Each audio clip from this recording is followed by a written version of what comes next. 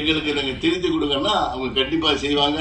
நம்ம முதல்வரும் செய்வார், துணைகளும் அவங்களுக்கு துணையாக அவர் இருப்பார். நான் அவரை ஏற்கனவே கேட்டுக்கிட்டேன், நீங்கள் எப்பயும் கூட துணையாக இருக்கணும். ஏன்னா நீ அவங்களால தமிழ் இனம் காக்க முடியும், மொழி காக்க முடியும். திராவிட தேசியம் விட்டுருங்க, அது வேற, அது பிரச்சனை வேற. அது எல்லாரும் உட்காந்து பேச வேண்டியது. சும்மா குழப்பிக்கிட்டு இருக்கிறாங்க. எல்லாரும் ஒண்ணுதாங்க. தெலுங்காரங்களை வெட்டி விட்டுற முடியுமா? ஏன் தெலுங்கார நம்ம தமிழ்ல இருந்து பிறந்தவங்க தெலுங்கு எல்லாம் பேசுங்க பாருங்க. தெலுங்கு பிரிச்சு பாருங்க. சமஸ்கிருதமும் தமிழும் தான் இருக்கும். நீங்க மலையாளி பேசுற பாரு, அவன் தான் தூய செந்தமிழ் பேசுறான். நம்ம கொடுந்தமிழ் பேசியிருக்கிறோம். நம்ம தண்ணிங்கிறான், அவன் வெள்ளாங்கிறான். நீ நம்ம சொல்லுங்கிறான், அவன் பறையன்னு சொல்றான். எல்லாம் செந்தமிழ். இவங்களால விளக்க முடியாது. உன்னோட ஒன்ன கலந்துட்டான். இது யதார்த்தம். கலப்பு தான் மாற்றம். 1379 கோடி ஆண்டுகளுக்கு முன் இந்த எண்மண்ணைக்கு பிரபஞ்சம் பிறந்து அதில் கலந்து கலந்தான் கெமிக்கல் உருவாச்சு. நம்ம தண்ணி ஹைட்ரஜன் ஆக்சிஜன் கலந்துதான் தண்ணி. கலப்புலாட்டி ஒண்ணு இல்லை, அது மாற்றம். அதனால இதெல்லாம் ஒரு விரிவான இது இங்க சொல்றதுக்கு இல்லை. அதனால இந்த விழாவிற்கு நான் இந்த படத்தை பத்தி சொல்ல வந்துட்டேன். இந்த தம்பி நம்ம சங்கத்தில் தான் மெம்பரா இருக்கிறாரு. ஆனா ஒரு அற்புதமான ஒரு சின்ன பட்ஜெட்ல ஒரு அழகான ஒழிப்பு இது நான் ரசிச்சு பார்த்தேன். ஏன்னா நாங்கெல்லாம் நிறைய படம், நானும் படம் எடுத்துக்கிட்டு இருக்கிறேன் சின்ன பட்ஜெட்ல.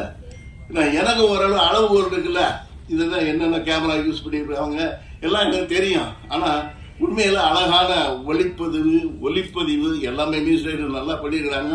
அதை கூட நடிகர்லாம் அந்தந்த கேரக்டருக்கு என்ன தர்ம சங்கடம்னா எத்தனை பேர்ட்ட சொல்றேன், என் வயசுக்கு ஏற்ற கேரக்டரை பண்ணுங்க அப்படின்னா கேட்க மாட்டேன். நான் 45 வயசுல ஹீரோவா நடிக்கிறான். நான் போய் இப்ப ஹீரோ நடிக்கலாம், ரஜினி நடிக்கிறான், டை அடிச்சுட்டு போய் நடிக்கவா? நானே ஜமீன் கோட்டை இந்த படத்துல ஹீரோ நடிச்சு பெரிய வெற்றி அந்த படம். ஆனா நான் அந்த பொண்ணை தொடக்கூட மாட்டேன். ஏன்னா எனக்கு அப்போ வயசு 44. ஏன்னா 44 போய் இப்போ நம்ம டான்ஸ் ஆடுறது, பொண்ணை போய் தொடர்றதுன்னு தொடவே இல்லை ஹீரோயினிய. ஒரே ஒரு இடத்துல நான் தாலி கட்டுவேன், அவ்வளவுதான். அதுக்கேற்ற அந்த படம் பெரிய வெற்றி அடைச்சு. எந்த இடம், எந்த கேரக்டர், யாரை செய்து எதை செய்யுதுன்னு சொல்லி யோசிச்சு எடுத்தா நமக்கு வெற்றி அடையும். அது மாதிரி இந்த படத்துல இது காதல் படம், காதல் மலர்ன்ற படம். நல்ல ஆளுங்களை போட்டுக்கிறாங்க.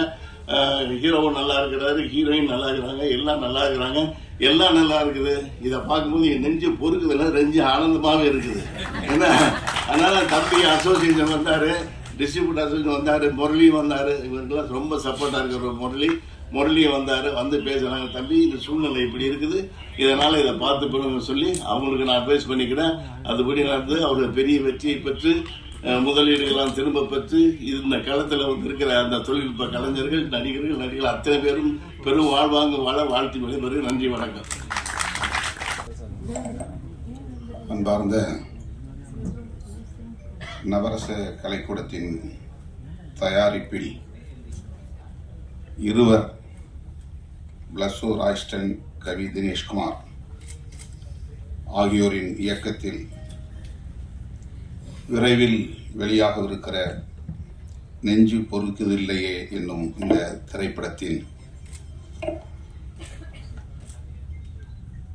பாடல் வெளியீட்டு விழாவில் பங்கேற்று இதனை சிறப்பித்துக் கொண்டிருக்கிற, தலைமை வகித்து சிறப்பித்துக் கொண்டிருக்கிற தயாரிப்பாளர்கள் நலச்சங்கத்தின் தலைவர் மதிப்பிற்குரிய அண்ணன் கலைப்புலி சேகர் அவர்களே, இத்திரைப்படத்தின் தயாரிப்பாளர் நம் அனைவரையும் வரவேற்று உரையாற்றி இருக்கிற தோழர் திரு கிறிஸ்துதாஸ் அவர்களே, இணை தயாரிப்பாளர் யோபு சரவணன் அவர்களே, நன்றி உரை ஆற்றவிருக்கிற LSC முரளி அவர்களே, மற்றும் இந்த நிகழ்வில் பங்கேற்று வாழ்த்துறை வழங்கி சிறப்பித்திருக்கிற தமிழ்நாடு பத்திரிகையாளர் சங்கத்தின் தலைவர் எழுதகை நண்பர் DSR சுபாஷ் அவர்களே, தமிழ் திரைப்பட தயாரிப்பாளர்கள் சங்கத்தின் இணை செயலாளர் திருமிகு சவுந்தரபாண்டியன் அவர்களே,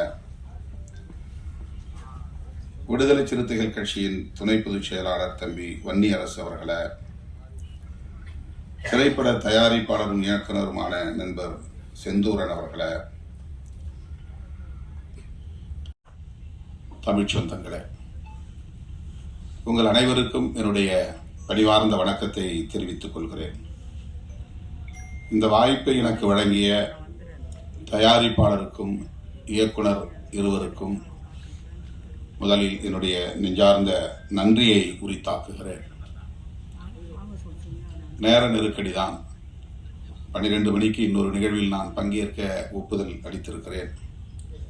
விரைந்து செல்ல வேண்டும் என்கிற ஒரு பதற்றத்தில் உங்கள் முன்னால் நிற்கிறேன். நெஞ்சு பொறுக்குதில்லையே என்னும் இந்த தலைப்பே திரைப்பட தயாரிப்பாளருக்கும் இயக்குநர்களுக்கும் எத்தகைய சமூக பொறுப்புணர்வு இருக்கிறது என்பதை நமக்கு உணர்த்துகிறது. தலைப்பை தேர்வு செய்ததில் இருந்தே அவர்கள் சமூக பொறுப்புள்ளவர்கள் என்பதை நம்மால் உணர முடிகிறது. மகாகவி பாரதி எவ்வளவோ பாடல்களை பாடியிருக்கிறார். தேசிய உணர்ச்சிகளை தூண்டியிருக்கிறார். இன்னும் அவருடைய பாடல்கள் உயிர்ப்போடு இருக்கின்றன. அவற்றில் மிகவும் உயிர்ப்பான வரிகளில் ஒன்று, நெஞ்சு பொறுக்குதில்லையே இந்த நிலைகெட்ட மாந்தரை நினைத்தாலே என்கிற இந்த சொற்றொடர்கள். இது மிகவும் புகழ்பெற்ற சொற்றொடர். இலக்கிய தளத்தில் மட்டுமல்ல, சமூக தளத்தில், அரசியல் தளத்தில் அனைவரும் அறிந்த ஒரு சொற்றொடர். நிலைகெட்ட மாந்தர் என்று அவர் குறிப்பிடுகிறார் பாரதியார். ஆங்கிலத்திலே ஒரு ஸ்டெடி இல்லாதவன் சொல்லுவாங்க. அவன் எதுலையும் ஸ்டெடியா இருக்க மாட்டான். ஒரு பிடிப்பு இருக்காது, ஒரு உறுதிப்பாடு இருக்காது, ஒரு நிலையான மனநிலை கொண்டவன் இல்லை அப்படின்னு சொல்லுவோம். யாராவது ஒன்று சொன்னால் உடனே அவன் மாறி போயிடுவான் மனசு.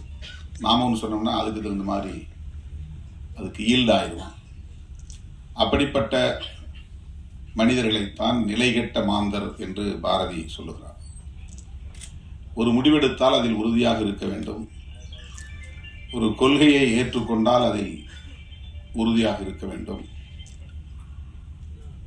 ஒவ்வொருவரும் ஒவ்வொரு கருத்தை சொல்லுகிற போது அதற்கேற்ப மாறிவிடக்கூடாது.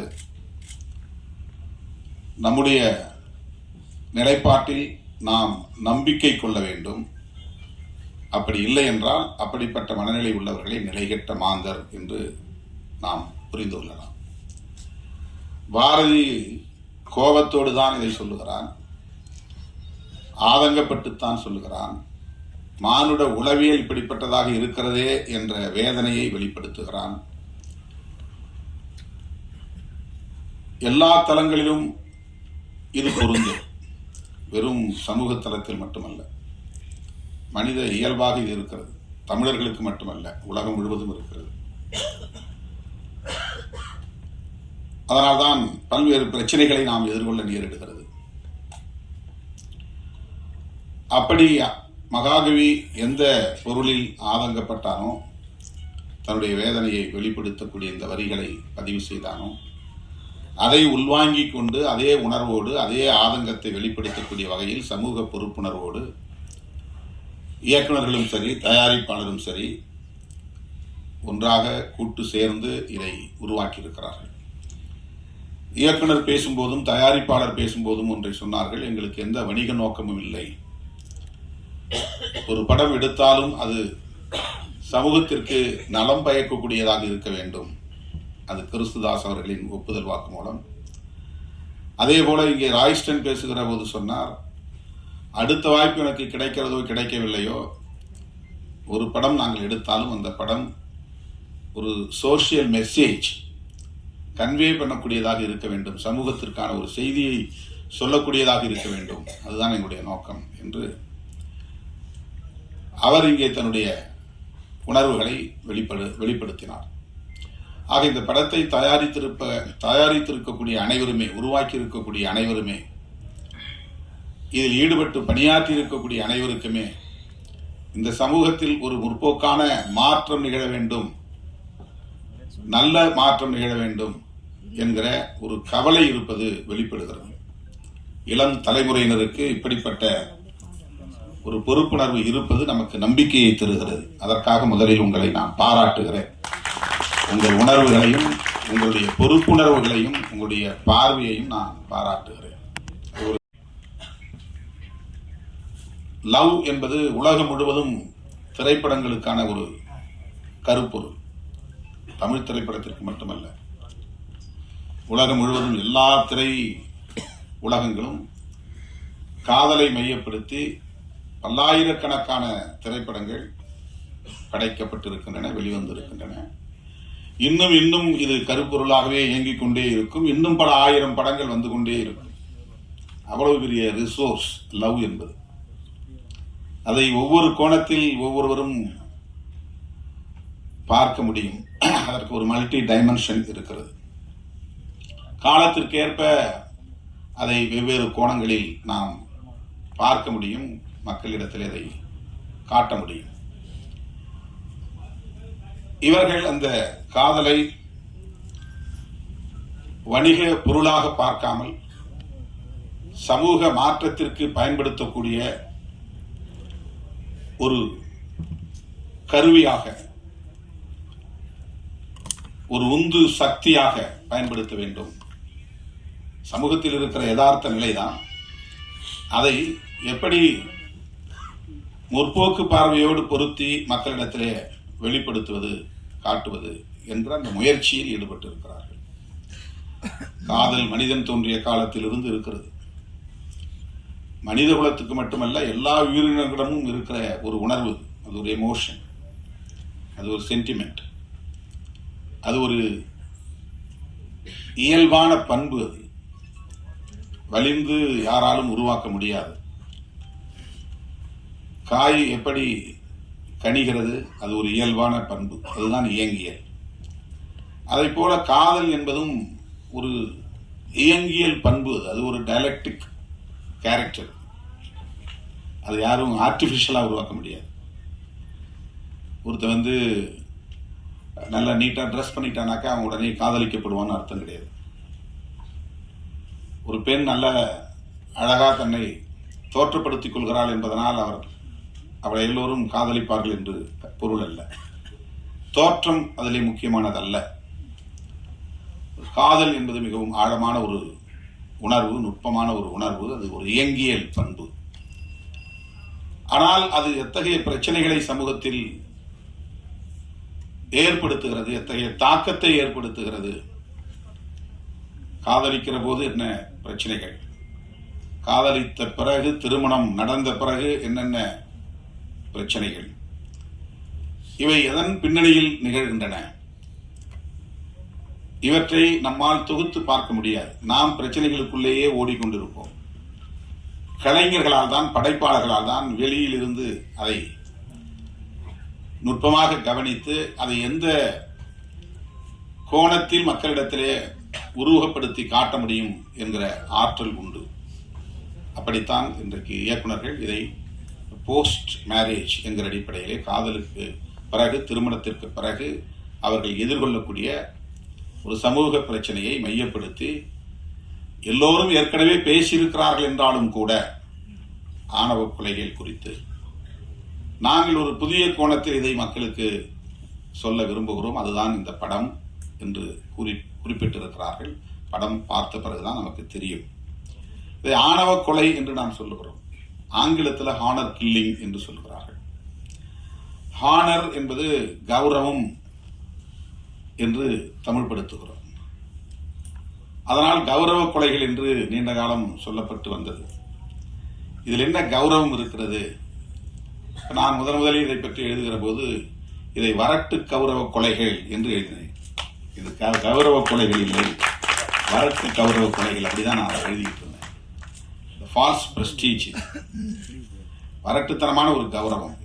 நான் பெற்ற பிள்ளையை விட 10 மாதம் சுமந்து ஈன்றெடுத்து பாலூட்டி தாளாட்டி சீராட்டி வளர்த்த பிள்ளையை சாதிக்காக, சமூகத்திற்காக அவன் என்ன நினைப்பானோ, இவன் என்ன நினைப்பானோ, ஊர் என்ன சொல்லுமோ என்று உருவாக்கி வைத்திருக்கிற ஒரு ஈகோ பெற்ற பிள்ளையை கூட கொடூரமாக படுகொலை செய்யக்கூடிய அளவுக்கு உந்தி தள்ளுகிறது. அந்த கௌரவம் எப்படி சரியான கௌரவமாக இருக்க முடியும். எனவே அது ஃபால்ஸ் பிரஸ்டீஜ். அது ஒரு வரட்டு கௌரவம். வரட்டு கௌரவத்திற்காக பெற்ற பிள்ளைகளை கூட படுகொலை செய்கிறார்களே என்கிற ஒரு வழி நமக்கு இருக்கிறது. அதை ஆணவ கொலை என்று இப்போது அழைக்கிறோம். விடுதலை சிறுத்தைகளின் பொதுச் செயலாளர் ரவிக்குமார் இந்த சொல்லாடலை முதலில் பயன்படுத்தினார். இன்றைக்கு எல்லோரும் நாம் பயன்படுத்துகிறோம். ஆணவ கொலை. கொலை பல வகை இருக்கிறது. மெர்சி கில்லிங் இருக்கிறது, கருணை கொலை இருக்கிறது. 100 வயசு ஆகி போச்சு, ஆனால் சாக மாட்டேங்கிறார். அவரால் எழுந்திருக்க முடியல, படுக்கையிலே மலஜலம் கழிக்கிறார், சுத்தம் செய்ய முடியல, உணவும் சரியா உள்வாங்கல, ஆனா உயிர் கிடக்கு. அந்த காலத்துல இந்த மாதிரி இருக்கிறவங்கள முதுமக்கள் தாழின்னு ஒன்று கண்டுபிடிச்சு பெரிய பானைக்குள்ள அவங்கள உயிரோட வச்சு அப்படியே மண்ணுக்குள்ள புதைச்சிருவாங்க. கருணை கொலை அது. ஏன்னா அவங்க சாக மாட்டாங்க, இயற்கையாக சாக மாட்டாங்க. அப்பெல்லாம் இந்த மாதிரி ஊசி போட்டு கொள்றது, மருந்து கொடுத்து கொள்றது இல்லை. உயிரோடு இருப்பாங்க, ஆனா ஒரு பானைக்குள்ள வச்சு மூடிடுவாங்க. இன்னைக்கும் கிராமப்புறங்களில் ஒரு கருவாட்டு காட்டுக்கருவைன்னு நாம் சொல்லுவோம். இந்த பக்கத்தில் என்ன சொல்றேன் தெரியல, சீமை வேலை, சீமக்கருவை. அந்த காயை அரைச்சி தலையில தடவினாங்கன்னா கொஞ்ச நேரத்தில் ஒரு 2 மணி நேரத்தில் அவங்க ஜன்னி மாதிரி பிடிச்சி இறந்துருவாங்க. ஏன்னா அவங்க சாக 90 வயசு ஆச்சு, 100 வயசு ஆச்சு, ஒன்றுமே பண்ண முடியல, அவங்கள வச்சு பராமரிக்க முடியல. சில பேர் அதை விட ரொம்ப இளம் வயதிலே கூட அவங்கள மெயின்டைன் பண்ண முடியாது. ஏன்னா மனநலம் பாதிக்கப்பட்டிருப்பாங்க. அவங்களுக்கு ரொம்ப டிஃப்ரெண்ட்லி ஏபிள்டாக இருப்பாங்க, மெயின்டைன் பண்ண முடியாது, பராமரிக்க முடியாது. அதை மெர்சி கில்லிங் அப்படின்னு சொல்கிறாங்க. அது கிடையாது. இப்போ நம்ம சொன்னாதான் அது புரியும்.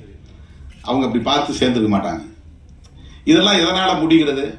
நம்மகிட்ட ஒரு நல்ல சிந்தனை, ஒரு போக்கான சிந்தனை, சமத்துவ சிந்தனை, ஜனநாயக சிந்தனை இருப்பதனால்தான் இணைந்து செயல்பட முடிகிறது. திரைப்படங்கிறது பல ஆளுமை உள்ளவர்கள், பல திறமை உள்ளவர்கள் ஒன்று சேர்ந்து உருவாக்கக்கூடிய ஒன்று. அதில் தயாரிப்பாளர்கள் படக்கூடிய தொல்லையை பற்றி சவுந்தரபாண்டியன் அவர்கள் சொல்லிக் கொண்டிருந்தார். அண்ணன் கலைப்புலி சேகர் அவரும் சொல்லிக் கொண்டிருந்தார். மற்றவர்கள்லாம் அவங்களுக்கான சம்பளத்தை வாங்கிக்கிட்டு தான் வேலையை செய்கிறாங்க. நாங்கள் மொத்தத்தையும் போட்டுட்டு காத்துட்டு உட்காந்துருக்கணும். அது டிஸ்ட்ரிபியூஷனுக்கு பிறகு எங்களுக்கு கிடைச்சாலும் உண்டு, கிடைக்கலாம் உண்டு. நஷ்டம் ஏற்பட்டாலும் அந்த நஷ்டத்தை ஏற்றுக்கிறது யாரும் தயார் இல்லை.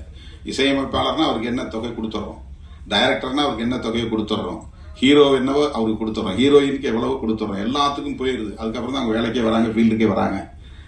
ஆனால் படம் ரெடியாகி சென்சாருக்கு போய் ரிலீஸ் ஆகி அதை டிஸ்ட்ரிபியூட்டரை வாங்கி அவங்களுக்கும் தயாரிப்பாளருக்கும் அதுக்கு பிறகுதான். இப்போ இந்த பிரச்சனையை யார் பேசுறது அப்படின்னு கேட்டார். அதுதான் நாங்கள் இருக்கிறோம். எங்களுக்கு நீங்கள் அதை சொல்லணும். எங்களுக்கு அது தெரியாது. டிஎஸ்ஆர் சுபாஷ் சொன்ன மாதிரி இந்த பிரச்சனைகள் எல்லாம் அவர் ரொம்ப அருமையாக சொன்னார். திருவள்ளுவர் படத்தை பேட்டர்ன் ரைட் பண்ணுற மாதிரி பண்ணணும். நிறைய விஷயங்கள் இன்னும் பேசப்பட வேண்டிய, உரையாடலுக்கு உட்படுத்த வேண்டிய பிரச்சனைகள் நிறைய இருக்கிறது. திரைத்துறையிலே பிற்போக்குவாதிகளின் கை ஓங்கிவிடக்கூடாது, சனாதன சக்திகளின் கைகள் ஓங்கிவிடக்கூடாது. முற்போக்கான சிந்தனையாளர்கள் வேடிக்கை பார்க்கக்கூடியவர்களாக இருக்கக்கூடாது. எனக்கு கூட சில பேர் கேட்டாங்க, உங்களுக்கு இந்த அரசியலுக்கு பொருத்தமே இல்லை, நீங்க ஒரு அரசியல்வாதி மாதிரி தெரியலையே, நீங்க இதுக்குள்ள போய் சீக்கினீங்க. Well wishes. அரசியல் டிபிக்கல் பொலிட்டிஷியன் எப்படி இருக்கணும்னு உங்களுக்கு தெரியும். அந்த சிம்டம்ஸ் உங்களுக்கு தெரியலையே. இப்போ நாம் வேடிக்கை பார்க்குறவங்க இருந்தோம்னா வெறும் சாதியவாதிகளும் மதவாதிகளும் மக்களை ஏய்க்கக்கூடிய சக்திகளும் தான் அரசியலில் எஞ்சுவாங்க. நாம் நுழைய வேண்டியது எல்லா இடங்களையும் நம்ம ஊடுருவ வேண்டியிருக்கிறது. அரசியல் தளமாக இருந்தாலும், கலை உலகமாக இருந்தாலும், எல்லா இடங்களிலும் ஜனநாயக சக்திகளின் கைகள் ஓங்க வேண்டும். முற்போக்கு சிந்தனையாளர்கள் இங்கே இயக்குநர்களாக, தயாரிப்பாளர்களாக, ஒளிப்பதிவாளர்களாக, இசையமைப்பாளர்களாக, கதாநாயகர்களாக, கதாநாயகிகளாக வர வேண்டும். எங்க ஊருக்காரர் தம்பி சுதர்ஷன் திட்டக்குடிக்காரர் முதல் படம் இங்கே இசையமைத்திருக்கிறார் என்று அறிமுகமானார். அவருக்கு என்னுடைய வாழ்த்துக்கள். நான் அந்த ஊரில் தான் படிச்சிருக்கேன். எங்கள் ஊர்லேருந்து ஏற்கனவே இன்னொரு லப்பர் பந்துன்னு ஒரு திரைப்படத்தை ஒரு இயக்குனர் உருவாக்கியிருக்கிறார். அவரும் திட்டக்குடிக்காரர். ரொம்ப மகிழ்ச்சியாக இருக்கிறது. இந்த திரைப்படம் நல்ல சிந்தனை உள்ளவர்களால் உருவாக்கப்பட்டிருப்பதனால் மக்களிடையே மிகப்பெரிய வரவேற்பை பெறும், வெற்றி பெறும் என்று நான் நம்புகிறேன், நெஞ்சார வாழ்த்துகிறேன். இந்த படம் சமூக தளத்திலும், பண்பாட்டு தளத்திலும், அரசியல் தளத்திலும் ஒரு நல்ல தாக்கத்தை ஏற்படுத்தும் என்று நம்பிக்கையோடு வாழ்த்தி வாய்ப்புக்கு நன்றி கூறி முடிக்கிறேன். நன்றி, வணக்கம். தலைவருக்கு எங்களின் நன்றி.